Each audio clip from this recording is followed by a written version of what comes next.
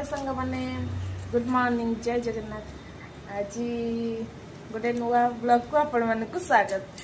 आज आम सकाळ ब्रेकफास्ट है मैगी सहित चकुड़ी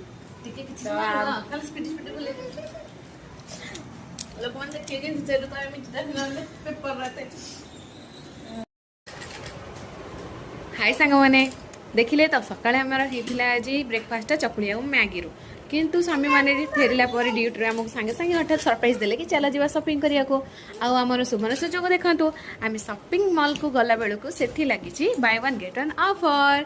तो आम मैंने गोटे गोटे शाढ़ी बदल डबल डबल शाढ़ी किनिदेलु आ स्वामी मान पकेट खाली करदेलु। हाँ सांग मैंने जानते आम मैंने एत चला कि आम मैंने आज शाढ़ी बदल गिफ्ट भी आनीचु कहीं से by one get one offer भी थिला आउ से मागणार गिफ्ट भी दौले आ गिफ्ट मागणार पहले किए हाथ छड़ा कर कहली सांग मैंने आने आसिलु। तो देखो सांग मैंने माँ मान जिते शाढ़ी किनिकी माँ मैंने मन खुशी करदे पिला माने भी दी दीटा फोटका धरिकी रास्ता मंझे डेइले आपर आम आसिलु घर को बिरियानी धरिकी आराम से खाइलु।